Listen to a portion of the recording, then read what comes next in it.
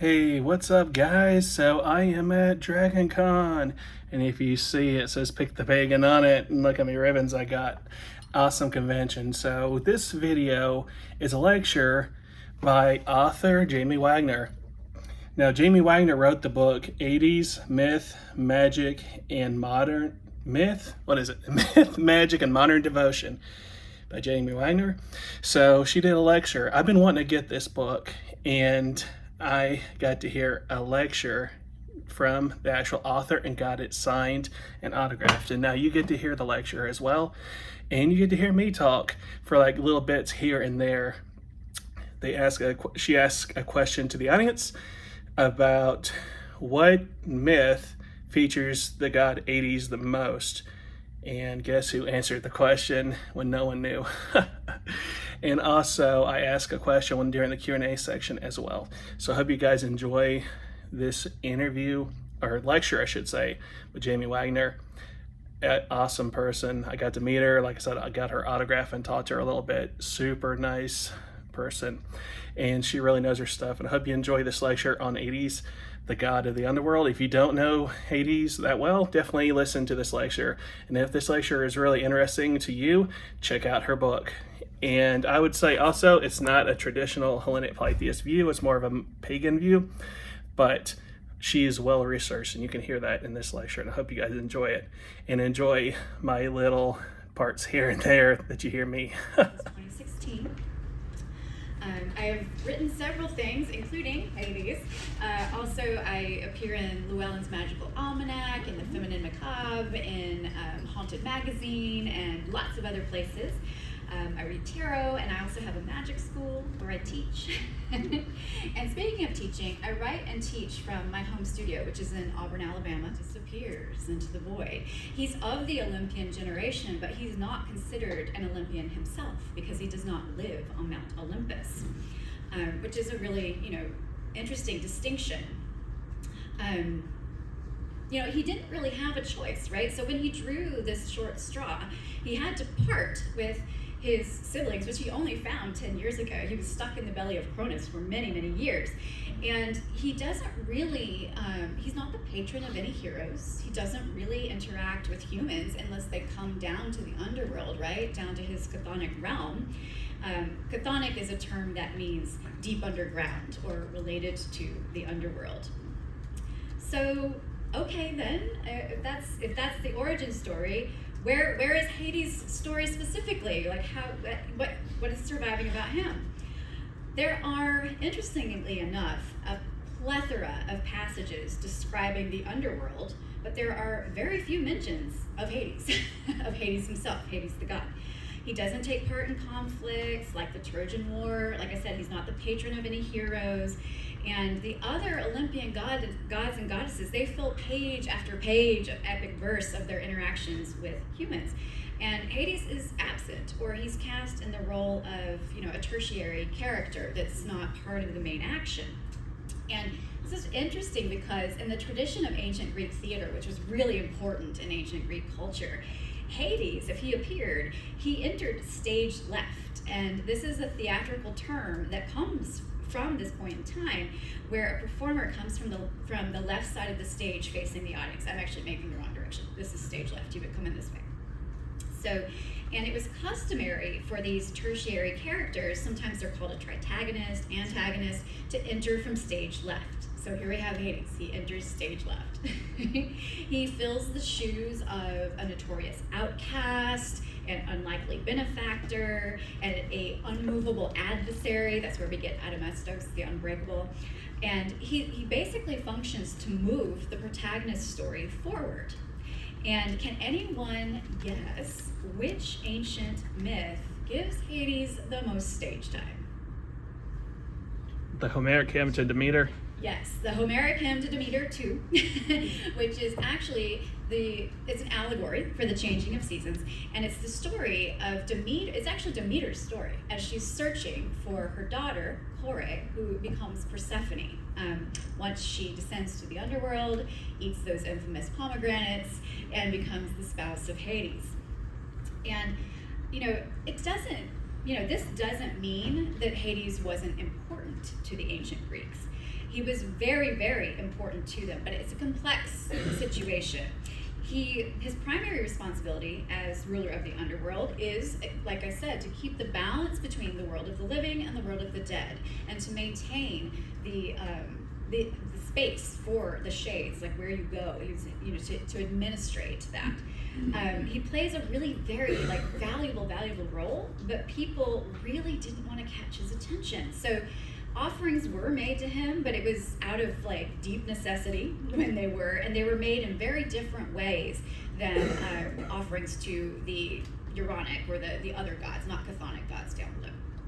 And I get into that in my book a little bit more. I'm not going to go into it fully today. Most notable, he doesn't have a lot of temples or cult sites, but he does have a notable one that is described in a lot of basically ancient travel blogs. The Necromantion. The Necromantion is in Etheria, near the river Acheron in Greece, and they have identified remains that some archaeologists think it's the ancient Necromantion. Other archaeologists argue that it's an ancient granary. So it's kind of up for grabs what it really was.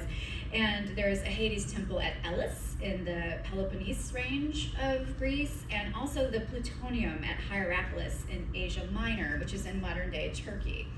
These are some pictures of the Plutonian temple at Hierapolis. And what you're looking at there in the center, that is actually an entrance to a cave in the earth, and there's water that kind of flows in front of it, and this is how it was in the ancient world as well. But there were fumes that arose out of that entrance, and they were quite noxious, and birds that flew too close would die, things like that. So they were very, very poisonous, and they're definitely too poisonous for humans to be there. So you can see in the picture, I guess that would be closest to me, you can see those steps that are kind of above it. So people would kind of stand on the steps up there to make offerings or do things like that. And you can see the recreated statue of Hades. The original statue is a little too frail for them to put there, so that's a recreation. And you can, if you look closely, you can see by his knee there is Cerberus, the three-headed dog, and he's accompanied by the snakes. And there actually would have been, near the other arch that you're looking at, there used to be a statue of Persephone as well. So this is, again, in Turkey, and they've finally cleaned it up and excavated it enough to make it safe for people to visit, so you can go visit this site.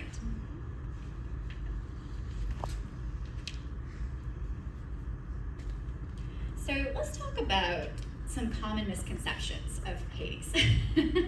So a lot of people assume that Hades is the god of death, or the supernatural being who comes to claim you at the end of your life.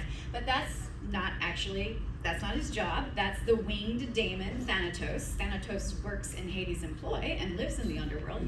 Thanatos is the brother of Hypnos, the daemon of sleep. And another thing that people think is that Hades somehow has control over the length of a lifetime, but he does not. That actually belongs to the Morai, or more commonly called the Fates. Clotho, Lachesis, and Atropos. They're the ones that preside over the moment that you're born and how long your life is, and Atropos is the eldest, and she ends the thread of life with a sharp pair of scissors. She cuts it off. And another thing is, Hades is definitely more of an executive administrator, right? He's not really a judge of the dead. He's not really a punisher.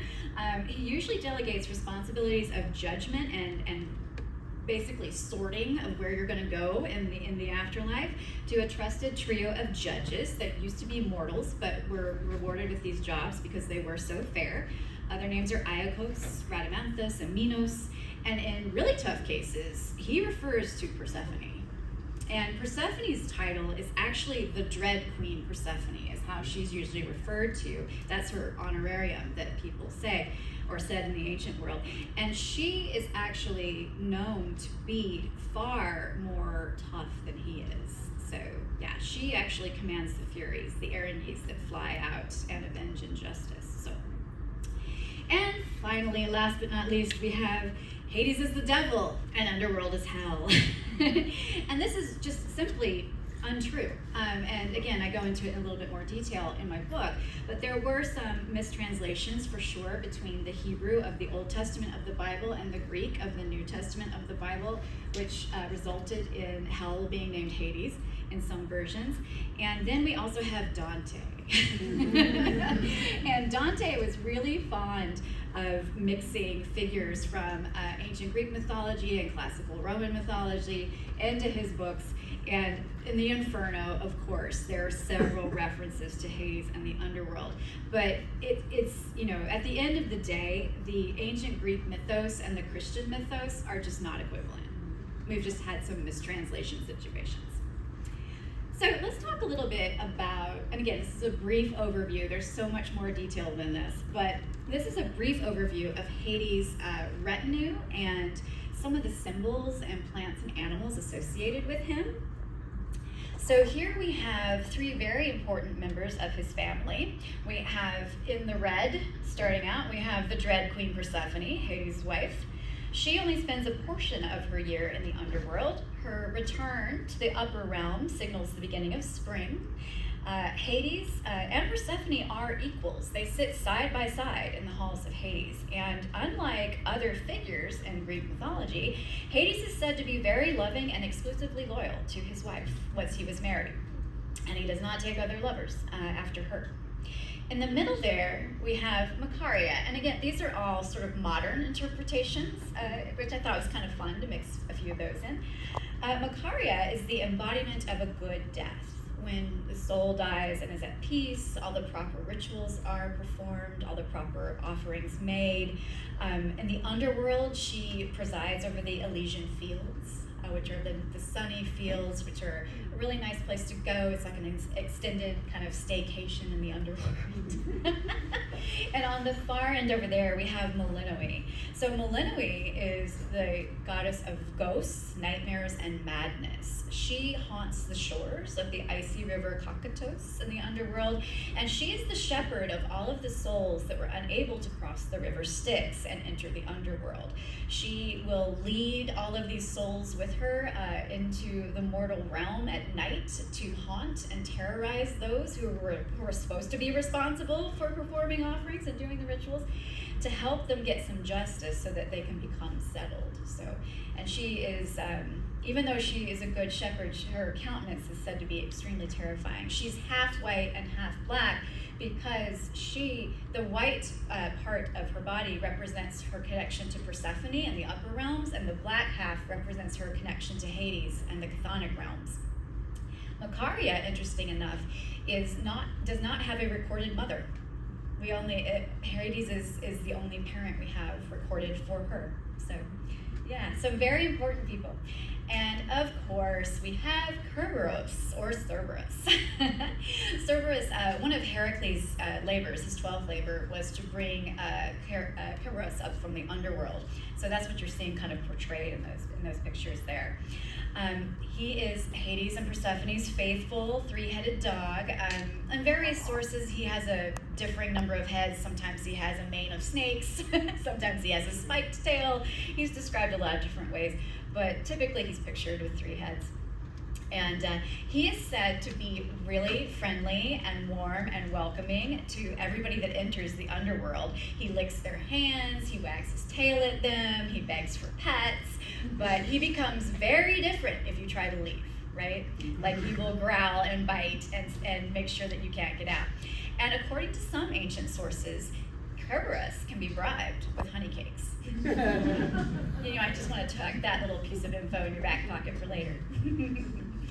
So some of the symbols that Hades is associated with is the bident.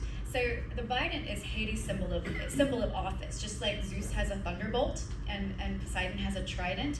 The bident was actually an ancient tool for tilling soil, for turning over soil, for planting, which makes sense if you think about Hades being responsible for fertile earth, right?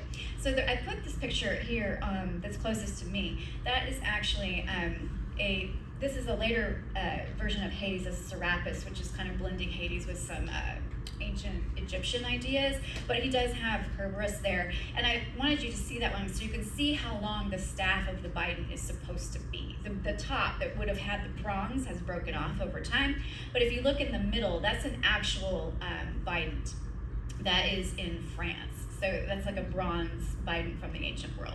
So if you can imagine that being on top of the staff. And then further over is, if you want your very own bident, they're available on Etsy. The other thing that is highly associated with Hades is the Helm of Invisibility. So this was forged for Hades during the war with Kronos and the other Titans. And it looks like an ancient helmet that you might see people wearing, but when you put it on, you become entirely invisible. And the one that's closest to me that you're looking at, I wanted you to see, that's an actual ancient example. And the strip that's on the top, that's where you would have put your flare, right? So it could have been feathers, it could have been, quills, it could have been many, many different things. That's kind of where that big brush goes. And also, look at how bent out that. I don't know what happened to this person that was wearing this, but that's pretty epic. And then, of course, there's an illustration of what it might have, imagining what it might have looked like when it was current. And the Helm of Invisibility, it gets loaned out. It travels around in some different myths, but it does belong to Hades, and when not in use, it resides in the underworld. So some of the other symbols, Hades is associated with the cornucopia. So you see, actually what you're seeing there is the bottom of a calyx, or a kylix, which is a very large wine cup. It's basically a big bowl with two handles. And in this particular calyx, Hades and Persephone are in the bowl. So you would have had to drink all the wine to see them, or maybe the assumption was if you drank that much wine, you would meet them in person. I don't know. But that's Hades and Persephone, and he is offering her, he has an offering plate in his hand, and he is offering something to her. And you can also see he is holding a cornucopia. And that is symbolic of this sort of fertile harvest that comes from the soil. And of course, the pomegranate, right? The fruit that Persephone ate when she was in the underworld, that is highly associated with Hades. It's actually the fruit of marriage. And so that's why when Persephone ate it, it was such a big deal.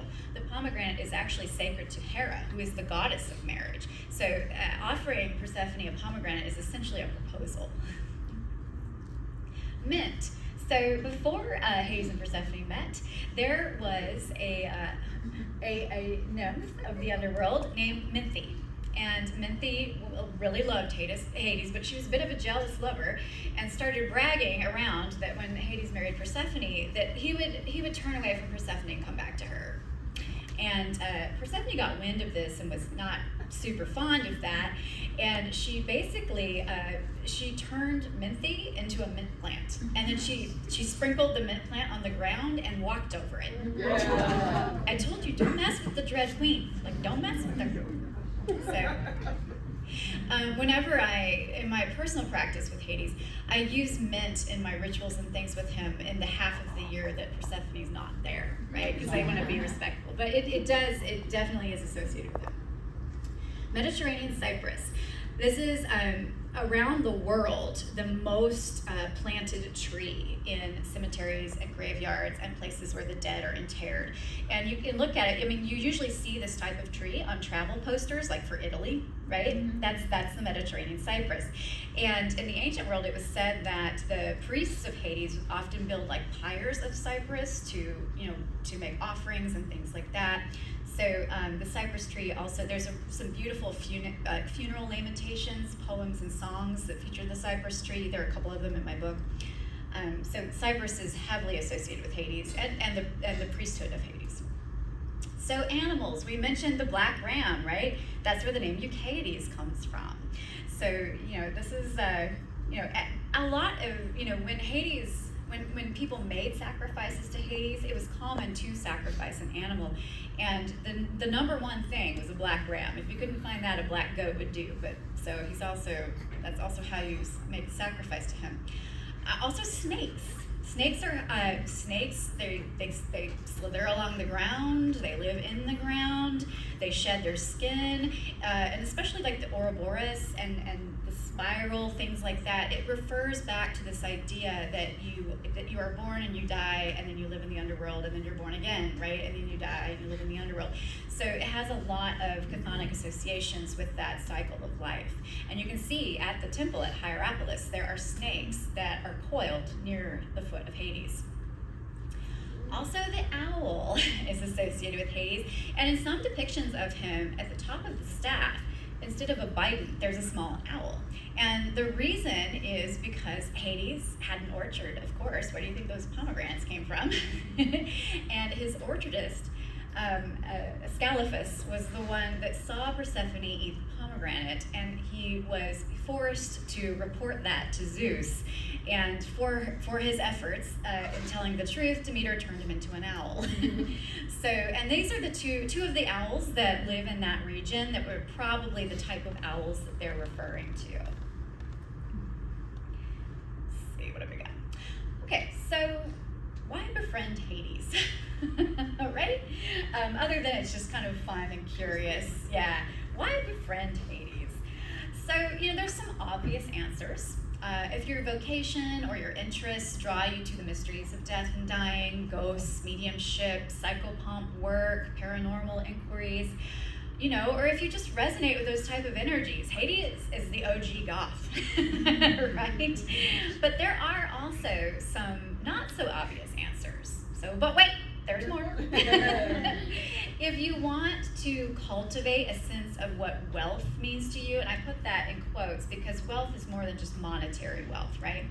And learn to appreciate what you have and welcome more of it into your life, that's something Hades could potentially help with in his epithet as Pluton. If you want really powerful and protective unseen allies, Hades and the underworld are pretty good friends to have. Adamastos, the unbreakable, that's a good epithet to call on for that.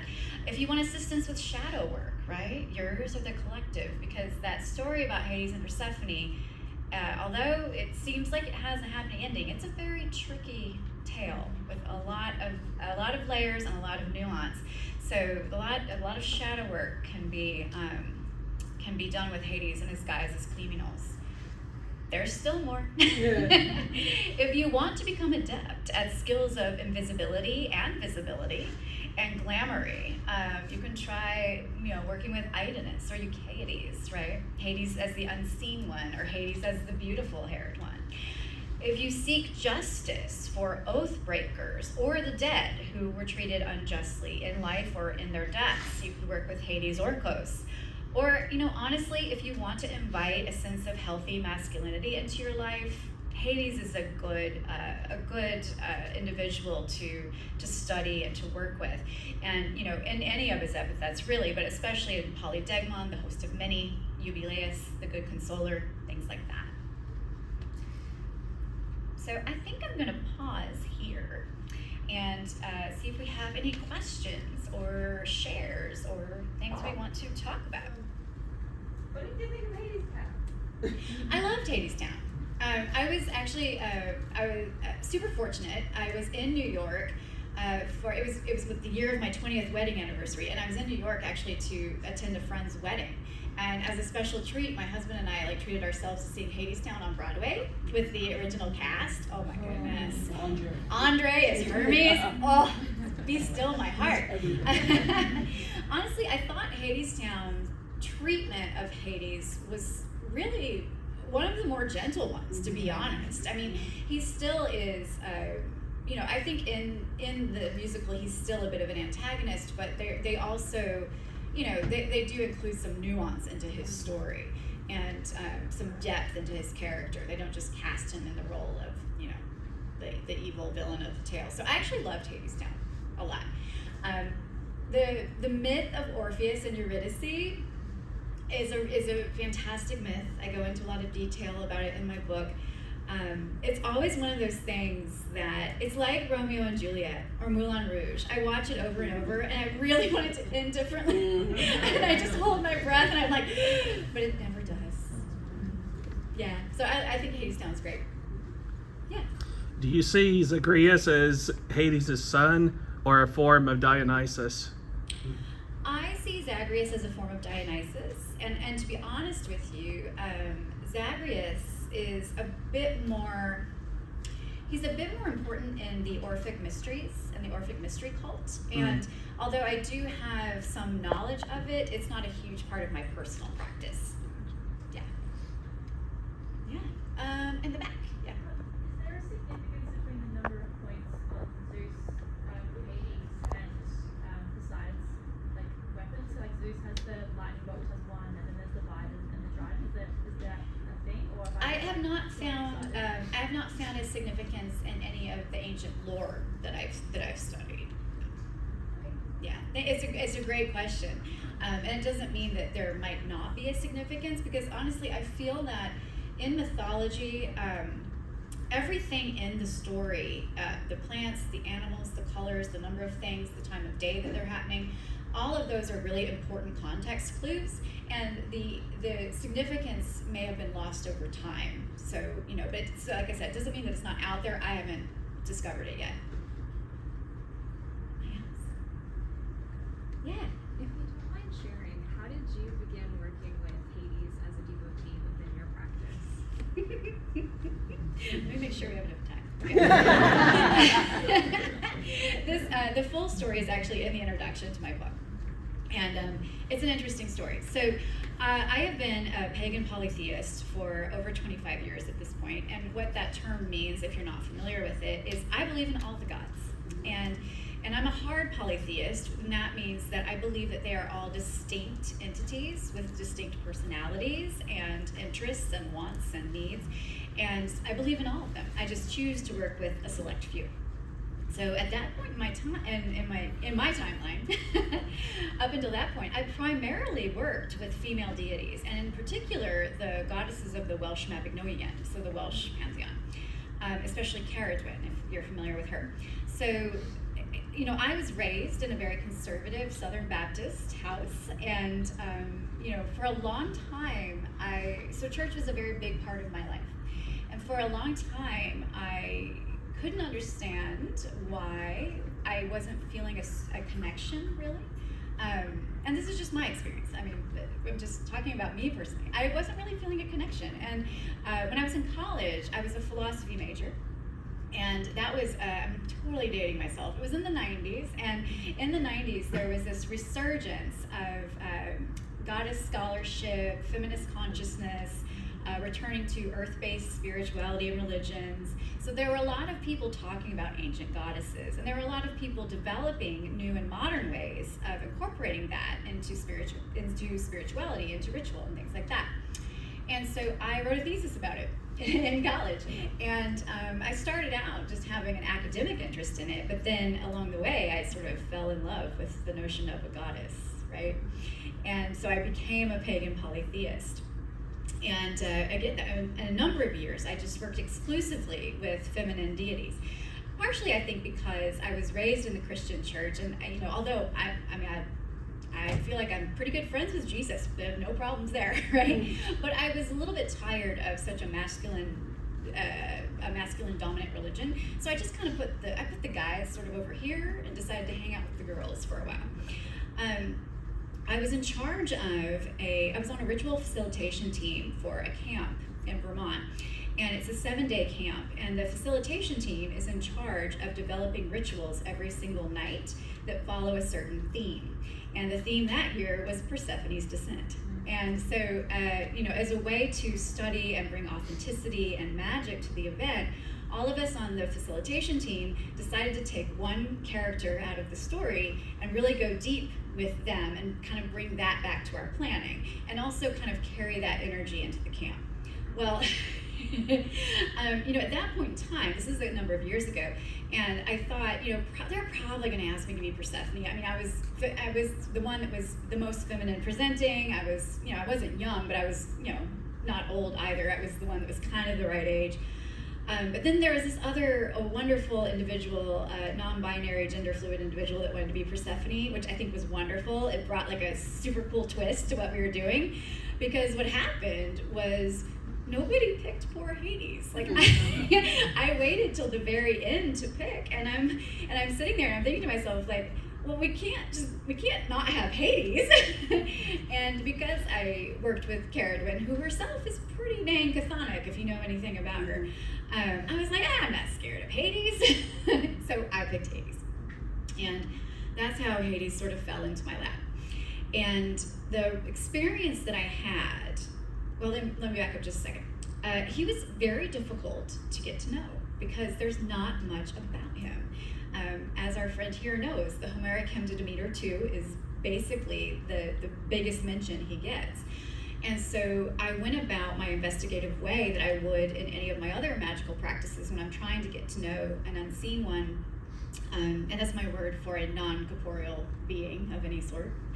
I experimented with herbs, which ones correspond. I experimented with colors, with stones, to try to, because, knowing something about the energy of those things, and if they seem to resonate with Hades, gave me clues about his personality. And a big part of my practice is trance journey, which is a meditative practice where you enter into the other world, and in this other world, you can speak with beings that are non-corporeal. So I would go and have chats with Hades, basically. So I did a lot of research and tried to get to know him, and it was really hard. I had to dig really deep. Pun intended, I guess. So I got to camp, and that is a complex story that has a lot of layers, but basically, the long and short of it is, it was probably the most powerfully spiritual experience of my entire life. There are a number of rituals in which I did transpossession work with Hades, and for a magical practitioner, that's when you invite the unseen one to come into your body and to use your voice and your body to interact with participants in a closed ritual setting. So it's a pretty advanced technique. And when the experience of sharing a consciousness with Hades and being the observer of how he was interacting with the participants, it was incredible. I can't describe the responsibility and affection he feels for humans. Like, he really and truly does feel responsible for taking care of them. And his love for Persephone, almost made my chest burst open. It was incredible. It was incredible. And when we got to the ritual, that was the night where she returns to the surface, I had this very ecstatic experience. I was holding Hades in trance in that one too. I had this incredible experience of my eyes were just pouring tears. And we have people that tend to us when we do this because it's a really advanced thing, and you need people to help. And my tenders were like, "Are you okay?" I'm like, "I'm fine. I'm not upset. Jamie's fine." Hades is very much not fine. So it was really powerful. It was really, really powerful, and it changed me in a lot of ways. But the thing about it is, it was also very hard because Hades, me carrying the energy, and Hades in general, gets scapegoated a lot. And so people project a lot of shadow and fear and all kinds of emotions that are very difficult to handle, right? And so when I got back home from camp, I tried to say, I thought long and hard. I had a profoundly transformative experience, but I wanted to really consider whether or not I could move forward with this energy in my life. And it was difficult, and I don't think I was ready to do it. And so I tried to break up with Hades. But I'm glad that he pursued me. He would show up in my dreams. He would show up randomly in synchronicities in the world, and so it was a very long time that passed, about 1.5 years, and I sort of gave him a little bit of a. There was something that I need. I had a big ask in life, right? And it was for me and for my family. And I said, look, if you can deliver on this big ask, I will reconsider this relationship. And he delivered. He delivered huge. Again, this is all in the book. And so I said, okay, all right, but I made him sign a contract. So I wrote a contract for my part of what was going on and his part of what was going on. And I did a lot of thinking, I mean, because there are several things about Hades that are hard. I mean, you're going to be dealing with issues of death and dying. You're going to be dealing with issues of people's deep-seated fears and shadows. There is the whole, I didn't know if I could dedicate myself to a god who potentially kidnapped and assaulted a woman, right? So there's, you know, it's a very, it's not black and white at all, but that's it. I feel like that was a lot, but anyway, that's that's a recount of how we got from there to there's a whole book. And part of the reason I wrote the book is because my experience of trying to get to know him, I had to dig so hard, and I'm like, I gotta put this all in one place because I can't be the only weirdo out there that wants to know about the real Hades. Yeah, thank you. Thank you. Yeah. So I was wondering, and this may be in your book, I haven't read it yet, but as a devotee of both Hades and Dionysus who's trying to do a little bit more, is there a way that you can recommend to work with Hades or Hellenic polytheism in general that's easy to integrate into everyday life? Yeah, so some of the things, I actually, where did I put it in my notes? I have to have my notes, y'all. So there's the first thing I always recommend that people do, if you want to invite Hades into your life and try to, you know, become friends with him, get to know him a little bit, approach him respectfully, create an altar. Create an altar space, because you're literally, it's like setting a place at a table. You're literally creating a space, and you know, you are acting in respect and reciprocity, like inviting him into your life. Another really easy thing to do is to recognize Hades at sunset twilight. Because it's a very liminal hour when the sun's going down, and it's an hour that's sacred to Hades in the underworld. So it can be as simple as just acknowledging that's happening. You can read a short hymn. I have a lot of them in my book. You know, you can pour a libation on the ground. Those types of things. Those are really simple entry points to get to know Hades and to start to work with him. Thank you. Mm-hmm. Yeah. Other questions? We're still doing good on time, I think. Yeah. Well, if y'all are up for it, I would love to read to you from my book. Would that be okay? Yes. Okay. So each chapter of the book is named after a particular epithet and features a particular bit of mythology.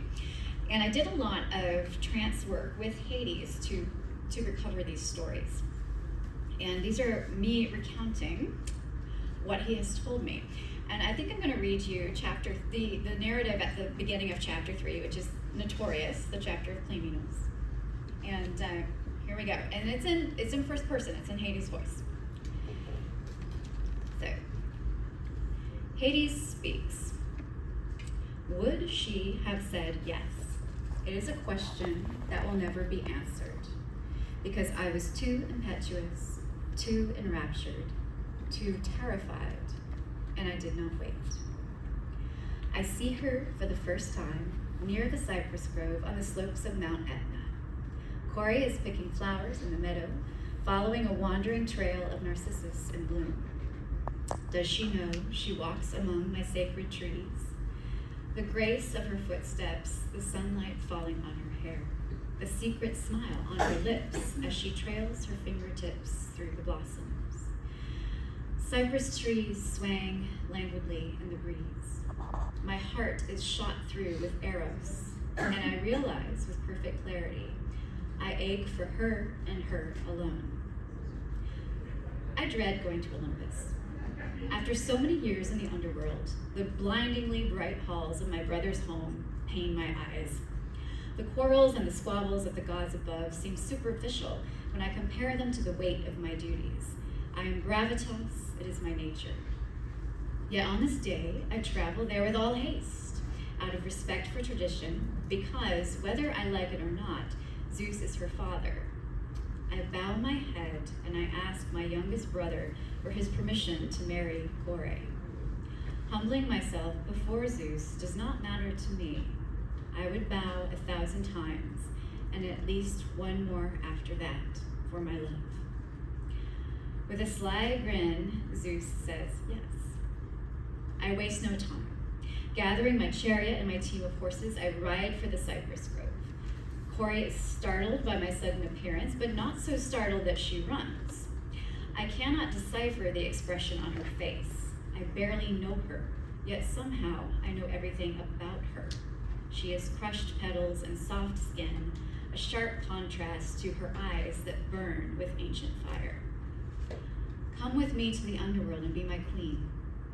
My heart stills in my chest as she parts her lips to speak. And then I seize her. My arms capture her waist, and I pull her into the chariot and hold her to my side. The wind whips through the grove, bending the trees, sounding an alarm. Kore screams, and my horses buck and snort as I slap at their reins and urge them to run, and the earth cracks open at my command. Together, we dive. Would she have said yes? I was too scared to wait for her answer.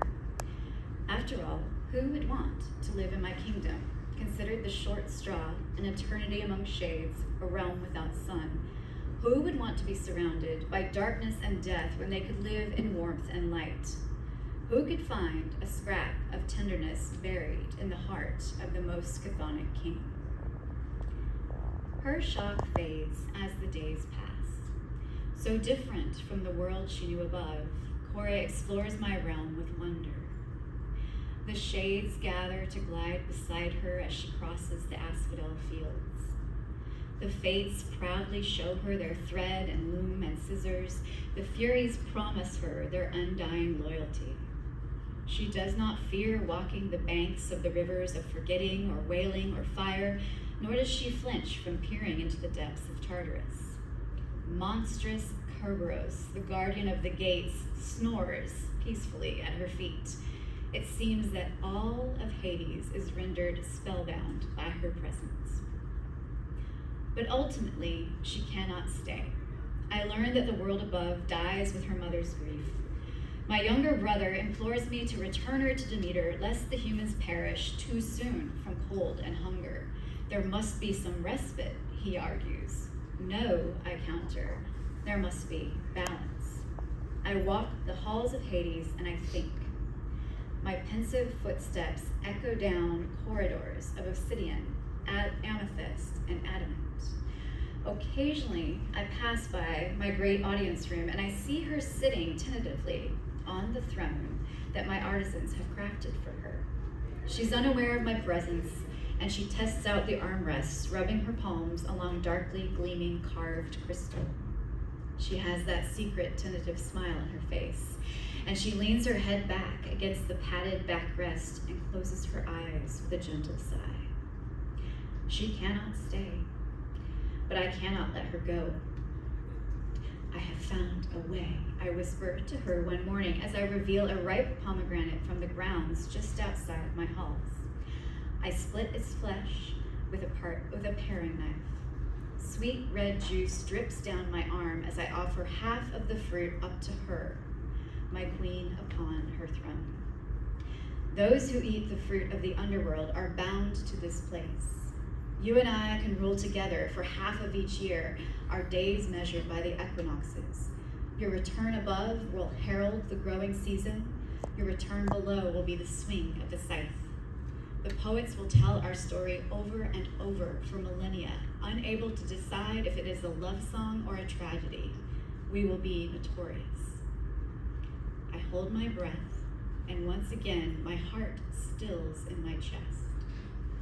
But this time, I wait. She does not look away. Persephone lifts the pomegranate to her lips as she replies, "Then let us be notorious."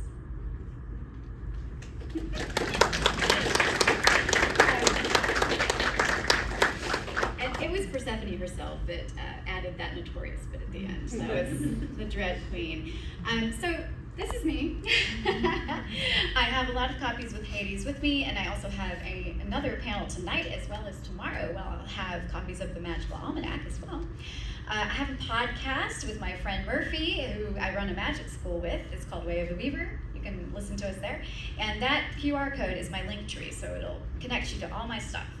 I have a number of Hades copies for sale. I would love to have you get a book from me if you want, but if you just have questions and you want to chat, maybe wait for me out in the hall so I can make sure I'm out of here in time for the next person. But thank you so much. Thanks everybody. Have a good time.